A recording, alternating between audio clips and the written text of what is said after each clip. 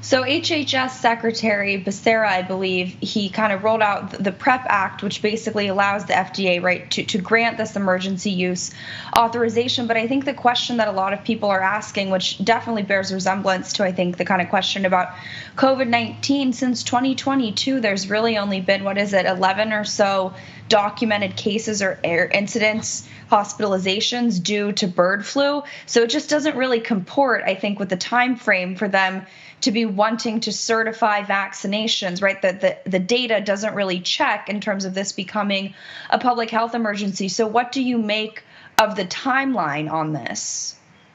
Yeah, the timeline's critical, but for them to issue an EUA on these vaccines right now, when there's really no one getting bird flu has been around for decades. I mean, bird flu is not a new thing.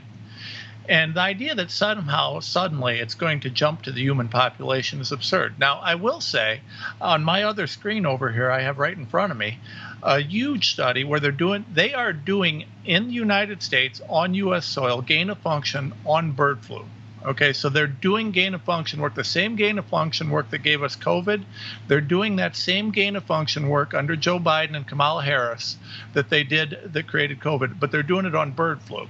So it looks like they're prepping this the same way that they prepped COVID, right? They do the gain of function work, suddenly, oops, it got loose, and guess what? We've got another pandemic. I think the same thing is happening. They have this, and in fact, in this particular study, which was published on NIH, this particular scientist from the University of Wisconsin reports that he has created a high-yield virus that replicates at over 10x fold better than the wild-type bird flu.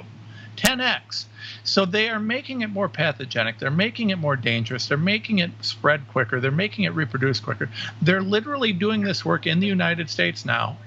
We can expect that there will be an oops, or it will somehow, just appear in nature, despite the fact that bird flu has been around for decades and has never jumped to humans in any substantial way.